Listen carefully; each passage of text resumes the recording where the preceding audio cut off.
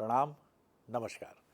बहुत स्वागत है आपका उस कार्यक्रम में जिसका नाम है हे प्रभु आनंददाता, और इसके एक और नए एपिसोड में, न्यू एपिसोड में आपका हम स्वागत कर रहे हैं। आज जिस विषय पर हम बात करेंगे वो मेरे मन की जिज्ञासा ही है। हम शरीर को नाना प्रकार के वस्त्र, आभूषण और श्रृंगार से सज्जित रखते हैं और इसमें कोई बुराई नहीं है, बहुत अच्छी बात है। अब ये अलग बात है कि मनुष्य की छिद्रान्वेषी दृष्टि कई बार इन वस्त्रों को लेकर, इन वस्त्रों के स्वरूप को लेकर, विशेषकर स्त्रियों के वस्त्रों को लेकर वो टीका टिप्पणी और वो स्वर आते हैं। वो भी एक लोकतांत्रिक व्यवस्था में देखिए, क्योंकि ये व्यक्ति के मन की बात है, उसको जैसा पहनना है वो उसको पहने। लेकिन वो लोग जो वस्त्र इत्यादि, आभूषण इत्यादि, श्रृंगार इत्यादि की अभिरुचि से दूर हो जाते हैं, हमारे संत, मनीषी, और इनमें भी एक अवस्था ऐसी है जो नागा साधु कह लें या दिगंबर साधु संत कह लें, जो वस्त्र ही त्याग देते हैं। तो ये वस्त्र त्यागने के पीछे क्या भावना है? क्या वो एक शर्म जो हमको बचपन से मिलती है कि अपने शरीर के कुछ अंगों को हम छिपा कर चलें, वो सामने उनका प्रदर्शन असभ्यता है? और एक स्त्री के लिए तो ये और कई तरह की धारणाओं का निर्माता हो जाता है। तो आखिर वस्त्र, आभूषण, श्रृंगार, इनसे अलग होना, और तब जानबूझकर तो कोई अलग होता नहीं है। यानी आप किसी चीज़ की निरर्थकता को जब समझ लेते हैं कि इसकी कोई सार्थकता नहीं है, तब आप सारी चीज़ें, यानी वो लज्जा भी जिसका आपने बचपन से आपको पालन कराया गया है कि भैया अपने शरीर के अंगों को ढक कर रखिए, आप उसको भी पीछे छोड़ देते हैं। तो ये भाव है क्या? जैसा हम देखते हैं कि जैन धर्म में अधिकांश मुनि दिगंबर अवस्था में रहते हैं, श्वेतांबर में श्वेत वस्त्रधारी होते हैं, और सनातन परंपरा में भी अनेक साधु संत बिल्कुल दिगंबर अवस्था में ही रहते हैं। और हमारे विद्वान वक्ता ने कुछ दिन पहले एक एपिसोड में हमें ये भी बताया था कि एक विद्वान संत ऐसे भी रहे हैं कि जो दिगंबर अवस्था में रहते थे, लेकिन स्त्रियां, लड़कियां उन्हें देखकर उन्हें लज्जा का भाव अनुभव नहीं होता था, क्योंकि वो उस श्रेणी की तरफ चले गए थे कि जहाँ वस्त्र हैं कि नहीं हैं ये भेद ही मिट जाता है। तो आज इसको जरा समझेंगे। विषय थोड़ा अलग है, भिन्न है, लेकिन मेरी बड़ी जिज्ञासा है कि हमारे विद्वान वक्ता, भगवत गीता के अध्येता, मानस मर्मज्ञ प्रोफेसर डॉक्टर सुरेंद्र बिहारी गोस्वामी के अमृत वचन इस विषय को लेकर सनातन परंपरा की किस धारा का प्रगटीकरण करते हैं। प्रणाम कर रहा हूँ डॉक्टर साहब, विषय आपके समक्ष है। आज आपने शरद जी बहुत गहरा विषय है और बहुत विस्तारित करने वाला विषय छेड़ा है। जी, लेकिन हम चाहेंगे कि लोकोपयोगी, बिल्कुल ठीक है, बिल्कुल इसको ठीक कैसे व्यक्त करें, क्योंकि इसमें बड़ी गूढ़ता है, बड़ी गंभीरता है। और कई बार ऐसा होता है, आप ध्यान रखिए, चाहे वो राजा का बेटा हो, चाहे वो रंग का बेटा हो, चाहे राजा भोज का बेटा हो या गंगू तेली का बेटा हो, दोनों बच्चे पैदा जब होते हैं तो उनमें से किसी को खीर नहीं खिलाते, दूध ही पिलाते हैं। तो इससे कोई अंतर नहीं पड़ता कि आप चर्चा जब करने बैठे हुए हैं तो जिज्ञासु की अवस्थाओं का ध्यान में रखकर, क्योंकि अपन ने कितनी गूढ़ता, आपको ज़्यादा डुबकी लगा देंगे तो जैसे पुतली लोन की और सिंधु था गई लेन, और गलते गलते गल गई और कह ना पाई बैन। तो छोटा समय, छोटा जीवन तो हमें, लेकिन आपके इन शब्दों में मुझे 3 शब्द की अनुगूंज सुनाई पड़ी, तो अपन तीनों पर चर्चा करते हैं और उसमें तीनों चीजें आ जाएंगी। आप देखिए, आपने कहा वस्त्र, आभूषण और श्रृंगार, ये तीनों शब्द जो हैं मुझे आकर्षित कर गए। जी, वस्त्र भी आकर्षित कर गया जी, आभूषण भी आकर्षित कर गया और श्रृंगार भी आकर्षित कर गया। अब देखिए, इसका दार्शनिक मीमांसा करेंगे तो इतना आनंद आएगा जिसकी सीमा नहीं। जी, अब आप देखिए, पहले हम मूल सिद्धांत देखें, वस्त्र हम क्या पहने और वस्त्र हम क्यों पहने। वस्त्र हम क्या पहने और वस्त्र हम क्यों पहने, ये दोनों आवश्यक होता है।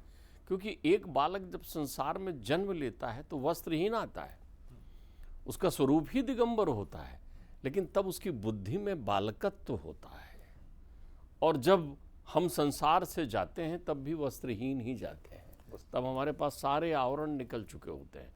अर्थात हमें वस्त्र उसे पहनाना है जो नाशवान है। सारी चीजें, सारी व्यवस्थाएं, सब कुछ जो है उस शरीर का करना है जो शरीर नाशवान है। तो नाशवान शरीर का जैसे जैसे रूप होते जाता है वैसे वैसे वस्त्र धारण करता है। और वस्त्र जो है शारीरिक बाहरी आत्मविश्वास को जागृत करने के लिए पहना जाता है, आंतरिक नहीं। क्योंकि हम मनुष्य हैं, मनुष्य हैं तो बुद्धिशील हैं, बुद्धिशील हैं तो हमारी भाषा है, जिनकी भी भाषा है उन्हें वस्त्र धारण करना चाहिए। जो भी बोलने वाले लोग हैं वो वस्त्र धारण करते हैं। इसलिए संसार में देख लीजिए, जितने भी प्राणी की भाषा है, भाषा कौन सी कहलाती? जो एक कहे और दूसरा समझे, स्वर ध्वनि से, इशारों से नहीं, तो वो वस्त्र पहनते हैं। तो वस्त्र पहनने का एकाधिकार मनुष्य के पास है, क्योंकि एक मनुष्य की भाषा दूसरा मनुष्य समझ सकता है। अब ये अलग है कि कोई अंग्रेजी में बोल रहा है, आपको अंग्रेजी नहीं आती तो आप सीख सकते हैं, बोल तो रहा है वो। आप हिंदी में बात कर रहे हैं, कोई मराठी में बात कर रहा है। तो जहाँ भी भाषा की संस्कृत है वहाँ, इसलिए आपने देखा होगा वेशभूषा, वो मूलतः वेश भाषा है। जिसे हम वेशभूषा कह देते हैं उसे भाषा के रूप में समझिए। तो संसार में यदि आप आए हैं, संभाषण आपको करना है, तो लोग आपको सुने तो उनकी नज़र समभाव से आप पर पड़े, आपके अंग प्रत्यंग पर लज्जा निवारण की व्यवस्था बनी हुई हो, इसलिए आप धारण करते हैं। वस्त्र पहने कैसे? अपरुच भोजन पररुच श्रृंगार, इसमें भी विभाजन बना हुआ है। भोजन अपनी रुचि का करिए, श्रृंगार परिवेश के अनुसार करिए। भोजन अपनी रुचि का करिए। और भोजन के दो प्रकार हैं, भजन भी भोजन है, अर्थात पूजन भी भोजन है, आराधना भी भोजन है, जप तप भी भोजन है, किसी को मानना भी भोजन है, किसी के प्रति सम्मान देना भी भोजन है। किसका? मन का। ध्यान रखिएगा, तो दो भोजन हो गए, मन के और तन के। तो मन का भोजन भी अपने कुल परंपराओं के अनुकूल ग्रहण करिए जी। जिसे जो रुचता है उसको मन में ध्यान करिए, जिसे आपको, आपकी श्रद्धा जहाँ उत्पन्न होती है, जहाँ आपको आत्मीयता की अनुभूति होती है, वहाँ मन लगाइए। ये मन का भोजन हो गया। तो आपका मन संतुष्ट रहेगा। तो फिर तन को संतुष्ट करने के लिए अपने कुल परंपराओं और परिवेश के अनुरूप भोजन ग्रहण करिए। क्योंकि आप भोजन ग्रहण करेंगे तो स्वस्थ रहेंगे, स्वस्थ रहेंगे तो भी जिएंगे, और स्वस्थ रहेंगे तो भी जिएंगे। इसलिए भ्रम बिल्कुल मत रखिए आप। बहुत सारे रोगी बहुत दिनों तक जी जाते हैं और बहुत से स्वस्थ आदमी तुरंत मर जाते हैं। ठीक बात। संसार की प्रतिलोमता देखिए कि 25 साल का नौजवान कसरत करते हुए चला जाता है और 95 साल का बूढ़ा आदमी 25 साल से कैंसर से लड़ते हुए भी 100 साल पूरे करता है। तो इसलिए शरीर कब नष्ट होगा, किस अवस्था में नष्ट होगा, इसकी परवाह मत करिए। तो ये है वस्त्र आभूषण। अब आ जाइए आभूषण पर। आपके शरीर पर आभूषण कैसा ग्रहण करें आप? आभूषण तो संसार में, आभूषण बोलने से बिल्कुल सोने चांदी जवाहरात इत्यादि इत्यादि आपकी सक्षमता, आपके अहंकार सब प्राप्त हो जाते हैं। ध्यान रखिएगा आप इधर। तो वस्त्र, हमारे यहाँ तो आचार्य शंकर एक बहुत अच्छी बात कहते हैं। आचार्य शंकर कहते हैं इस जीवन, इस शरीर को घाव मानकर उसमें पट्टी लगाइए, जैसे घाव में पट्टी लगाते हैं। ये संपूर्ण शरीर क्या है? एक घाव की तरह मवाद भरा हुआ, विषय भरा हुआ घाव है। तो जैसे घाव को ढक कर रखते हैं ना, वही पट्टी लगाकर वैसे ही वस्त्र धारण करिए शरीर में घाव के लिए। अब आपने वस्त्र तो धारण कर लिया, फिर उसमें मलहम भी लगाइए। मलहम है आभूषण जी, मलहम है आभूषण। तो आभूषण बहिरंग नहीं होता। तो सबसे सुंदर आभूषण कौन सा है जी? ध्यान रखिए, वो कहते हैं शरीरस्य भूषणम रूपम। शरीर का आभूषण क्या है? रूप। क्या आप सुदर्शन दिख रहे हैं? क्या आप साफ सफाई से रह रहे हैं? क्या आप स्वच्छ रह रहे हैं? अच्छा रह रहे हैं। क्या आप मिलते समय जो है तरोताज दिखाई पड़ रहे हैं? आपके वस्त्र धुले हुए हैं, साफ हैं, सुथरे हैं, आप जिस स्थान पर रह रहे हैं वहाँ सफाई है। ये शरीर को सुशोभित करती है। तो शरीर का भूषण क्या है? रूप। ध्यान रखिएगा, क्या है? रूप। रूपस्य भूषणम गुणम। रूपस्य भूषणम गुणम। अब रूपवान हैं आप लेकिन गुण नहीं है, अवगुणी हैं आप। दिन भर पिए बैठे रहते हैं, दिन भर आप शब्दों का उच्चारण करते हैं, कुछ भी आपको समझता नहीं है कि इससे क्या बात करना है, सत्संग है नहीं, कुसंगति है आपके पास जीवन में, तो गुण नहीं है आपके पास। तो रूपवान यदि अवगुणी हो तो उसकी मान्यता खत्म हो जाती है, फिर उसका श्रृंगार नहीं हो पाएगा, फिर वो आभूषण धारण नहीं कर पाएगा।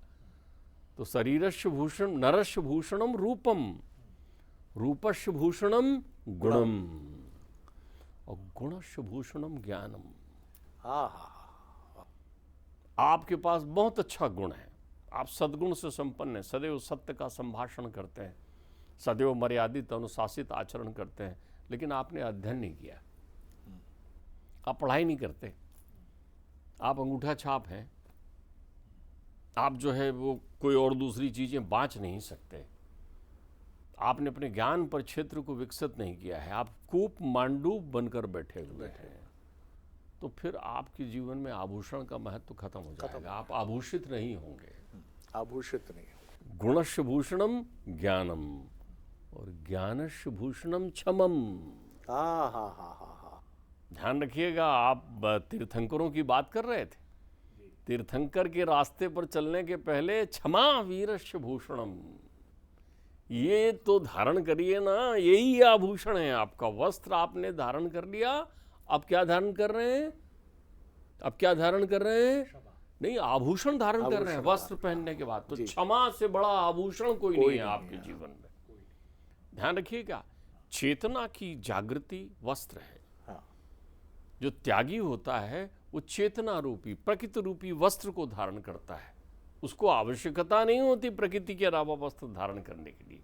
क्वचित मूढ़ो क्वचित विज्ञान आप भी संत थे, कहीं पर वो मूढ़ बनकर पड़े रहते हैं, कहीं वो बहुत ज्ञानी हो जाते हैं, कहीं उनकी बातें हमें समझ में नहीं आती। दिगंबरो वा पिशाम्बरो वा, अंबर को धारण कर लेते हैं वस्त्र के रूप में।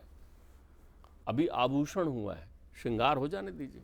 अरे वाह, अभी श्रृंगार हो जाने दीजिए। जी, तो क्या आपने क्षमा के आभूषण को धारण किया है? किया है।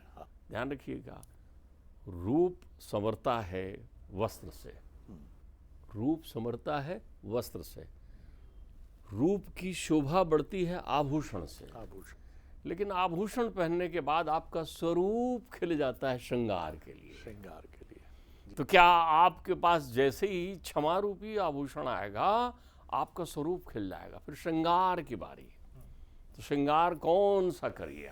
ध्यान रखिएगा, प्रकृति का श्रृंगार करिए। अभी आप कह रहे थे ना, जिनको ये भान होता है, जब इनने तपचर्या की तो इनको इनके संसार रूपी जब सारे माया के आवरण हट गए, विषय शून्य हो गए। अरे जिनके शरीर में रक्त होता है उनके शरीर में विषय है। इसका भी उदाहरण सुंदर है। महावीर वन में गए, खड़े हुए तो एक विषधर नाग आया, उन्होंने महावीर को काटा। महावीर ने देखा, अरे जन्म जन्मांतर से भटकता हुआ वो उनके श्री चरणों का आश्रय लेने आया, चरण काट गया। काटा तो देखा वहां से दूध बह रहा था, रक्त तो था ही नहीं, विकार नहीं था उनके जीवन में कुछ भी, रंच मात्र विकार नहीं था। तो जिसके जीवन में रंच मात्र विकार नहीं रहता, फिर उसका श्रृंगार प्रकृति हो जाती है, फिर उसको किसी आवरण की आवश्यकता नहीं होती। लेकिन जिसके जीवन में थोड़ा भी आवरण है, छुपा हुआ भीतर या बाहर का, जो दिगंतर को जीत लेता है, जो जितेंद्र हो जाता है, जो जैनेन्द्र हो जाता है, वो दिगंबर होता है। बहुत सुंदर, ध्यान रखिएगा, तो दिगंतर को जीत लिया, जितेंद्र हो गया, उसकी इंद्रियां जो है उसके बस में, मन के बस में, मन बुद्धि के बुद्धि चेतना में लीन है, चेतना आत्मा में समाहित है। तो उसने फिर प्रकृति का वस्त्र धारण किया, अमर उसकी वस्त्र पताका हो जाती है, हवाएं उसके आसपास आवरण बनाते हैं सुगंध युक्त। तो ऐसा जीवन श्रृंगारिक जीवन होता है। ये श्रृंगार है, रास में गोपिकाएं यही श्रृंगार कर रही हैं। हाँ, ये भक्ति का श्रृंगार है। यहाँ चारों ओर से प्रकृति के सुंदर संगीत में स्वर सुनाई पड़ने लगते हैं आपको। वो कहीं बैठी होती थी, उन्हें कृष्ण की बांसुरी सुनाई पड़ने लगती थी, उनसे श्रृंगार कोई नहीं होता था। कबीर ने श्रृंगार के दर्शन किए। जो एकनिष्ठ है, जो सेवा में है, वो श्रृंगार के दर्शन करते हैं। सबसे सुंदर श्रृंगार होता है पतिव्रता का। सौभाग्यवती भव जिसको देखकर कहते हैं, जिसके चरणों को देखकर आप धन्य हो जाते हैं। पतिव्रता का अर्थ ये नहीं होता कि पति को केवल भगवान की तरह पूज रही है, एक निष्ठ है, अभेद हो जाती है, ठीक, आत्मा का आत्मा में मिलन हो जाता है, मिलन हो जाए। जिनकी मन की भाषा हो जाती है, जो दूर बैठे हुए परदेश गए हुए पति की कनखियों से यहाँ से देख सकती है और वो वहाँ से उनकी अनुभूति कर लेते हैं। जहाँ विषय वासना नहीं होती, जहाँ आत्मा का आत्मा से मिलन होता है। ध्यान रखिए, कबीर ने वहाँ दर्शन किए श्रृंगार के। वो कहते हैं पतिव्रता मैली भरी काली कुचिल कुरूप, और पतिव्रता के रूप में वारों रूप अनूप, वो श्रृंगार देखा उन्होंने। पतिव्रता मैली भली भले कांच की पोत। श्रृंगार उसका कौन सा है? लोग सोने चांदी के जेवर पहन के घूम रहे हैं, नाना प्रकार के आभूषण धारी किए, हीरे जवाहरात, लेकिन वो तो सुदामा की सुशीला है ना। गांठ लगी हुई साड़ियां पहनी है, धन नहीं है उसके पास, कांच की पोत पहन लिया है मंगलसूत्र के नाम पे। पतिव्रता मैली भली भले कांच की पोत, और सब सखियन में यूं लगे जैसे सूर्य की ज्योत। सूर्य भी शर्मा रहा है, नमन कर रहा है उनके तेज को देख करके। ये श्रृंगार है। किसका श्रृंगार होता है? स्वरूप का श्रृंगार होता है। उन्होंने आत्मज्ञान प्राप्त कर लिया जिन्होंने, तो दिव्यता से वो शरीर उनके लिए केवल रंच मात्र है। आपकी दृष्टि पड़ रही है शरीर पर, उनको तो शरीर दिख ही नहीं रहा है। ईशावास्यम यदम सर्वम यत्किंचित जगताम जगत, जिसको कण कण में, क्षण क्षण में, हर पत्ते पत्ते, बूटे बूटे में उस ईश्वरत्व के दर्शन होने लगते हैं, उसका श्रृंगार पूरा हो जाता है। और वो श्रृंगार वैराग्य का होता है। वैराग्य से बड़ा श्रृंगार संसार में कोई नहीं होता। तो ध्यान रखिए, इस शरीर रूपी घाव में आप, इस शरीर रूपी घाव में आप चेतना रूपी पट्टी बांधिए, आवरण करिए उसमें, लज्जा निवारणार्थ शरीर का आवरण। क्योंकि जब तक शरीर है तब तक घाव है, विषय रूपी ममाद बहता रहेगा। ये नाशवान शरीर बड़ा दुर्लभ है, जहाँ विषय देखेगा वहाँ खिंचेगा, लेकिन जब विषय आकर अपना विष प्रवाहित करे और दुग्ध की धार बहती हुई दिखाई पड़े, तब तुम समझ लेना तुम जितेंद्र हो गए। तब तीर्थ तुम्हारी आकर वंदना करेंगे, तुम तीर्थंकर हो जाओगे। तब तुम्हारा अलंकार विशिष्ट हो जाएगा। तब तुम्हें देखकर इंद्र भी आराधना करने आएंगे और वो कहेंगे ये जितेंद्र है, इनने मुझे जीत लिया है। तब गोविंद और गोपाल कहने लगेंगे लोग, वही गोविंद है, वही गोपाल है।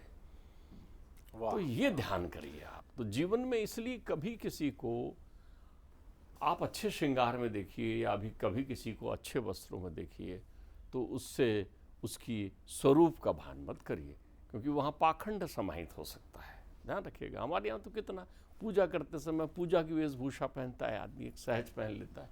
रसोई में जाता है तो रसोई की अरे हमसे आधुनिक कौन होगा? हमारी परंपराएं देखिए ना। हमारे यहाँ स्नान के पहले नित्य कर्म करने के लिए, शौच के लिए अलग वेशभूषा है, वो कपड़े अलग रखते हैं। वो उसी निमित्त है, घर आते ही हाथ पैर धोते हैं, अब मुख शुद्धि करते हैं, शुद्ध करते हैं अपने आप को। हमारी कितनी संस्कारों में कितनी प्रक्रिया है। पूजन में पूजन का, भोजन में भोजन का, ध्यान में ध्यान का, व्यापार में व्यापार का, जहाँ सभासद बैठकें चलती है वहाँ बैठकों का, कितनी वेशभूषा है अपने यहाँ, अलग अलग प्रकार का है। हम जितने प्रकार से लोगों से मिलते हैं, हमारे यहाँ अनंत वेशभूषा है, हमारे यहाँ लावण्यमय वेशभूषा है।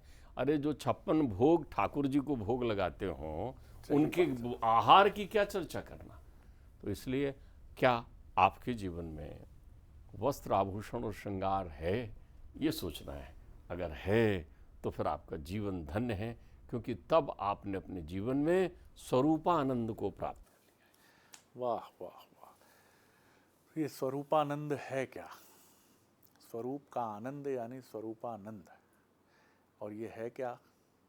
ये क्षमा है, ये गुण है, ये ज्ञान है, और सबसे महत्वपूर्ण है कि उसमें विलीन होकर वैराग्य की चरम स्थिति को प्राप्त कर लेना। कितनी सुंदर बात डॉक्टर साहब ने कही है कि प्रकृति आपके वस्त्र हो जाते हैं तब आप एक दिव्य तेज से नहा उठते हो। आप जिसको हम कहते हैं पीछे एक आभा वलय दिखता है महापुरुषों के, ये आभा वलय क्या है? हम लोग तो इतने वस्त्र पहनकर तब थोड़ा बहुत ध्यान खींच पाते हैं। नाना प्रकार के बड़े बड़े लोग तो अब विदेश जाकर या विदेश से बुलवा कर ब्यूटिशियन से शादियों में नाना प्रकार के श्रृंगार कराते हैं, सिंगापुर, अमेरिका, तमाम जगह से। लेकिन उसके बाद भी उस रूप लावण्य की कीर्ति कितने दिन टिकती है? बल्कि कई बार तो मजाक करते हैं लोग कि आपको कल देखा था तो आप अलग ही दिख रहे थे, आज तो पहचान में नहीं आ रहे हैं, वो ज़्यादा मेकअप ले लिया था क्या? तो है क्या आखिर जीवन का आभूषण, वस्त्र और कांति जीवन की क्या है? देखिए डॉक्टर साहब ने कितने महत्वपूर्ण तरीके से, हम शुरू करते हैं उन्हीं चीज़ों से, वस्त्रों से, आभूषण से और फिर श्रृंगार से। 3 शब्द पे वो ठिठके थे, जो उनका कहना था कि शरद जी मैं आपके 3 शब्दों पे अटका हूँ। और इन 3 शब्दों की व्याख्या करके उन्होंने किस तरह से गुण, ज्ञान, क्षमा, और फिर वो पहुँचते हैं जितेंद्रिय, जैनेन्द्र, महावीर, वैराग्य। और सच बात है कि चाहे वो महात्मा गांधी की घुटन्ना धोती हो या किसी संत का जैसे तैसे शरीर पर लपेटा गया अधोवस्त्र हो या फिर धोती का हिस्सा हो या जो भी पहना हो, कि उनका रूप क्या निखरता है। कबीर को श्वेत वस्त्र में ही हमने चित्रांकन उनका देखा है, लेकिन कबीर कितने सुंदर लगते हैं। सूरदास अपनी लकुटी लिए कितने अद्भुत रूप में नजर आते हैं। मीरा त्याग और वैराग्य की मूर्ति बनी हुई कितनी अद्भुत रूप सी लगती है। तो कौन से वस्त्र, आभूषण और श्रृंगार को धारण करना चाहिए? भावुक हो जाता है मन कि प्रभु उस रूप स्वरूप तक कभी ले जाए जहाँ जाकर सब मिट जाए और प्रकृति से ऐसा तादात्म्य हो जाए कि प्रकृति ही हमें अपने में समा ले। मैंने तो दिगंबर ऐसा कि आकाश को धारण किया हो उसने। आहा, क्या बात है डॉक्टर साहब, आंखें सजल हो जाती हैं उस भान करके कि हम किस परंपरा से आते हैं और इस परंपरा की ऐसी व्याख्या, वैज्ञानिक व्याख्या करने वाले व्यक्तित्व, और जिनमें से एक हमारे बीच में है। जब इस धारा में बहते हैं तो मैं उनके रूप स्वरूप को ही देखता रहता हूँ। अद्भुत है। बहुत हृदय से आपको प्रणाम। अगले एपिसोड में एक और विषय लेकर उपस्थित होंगे।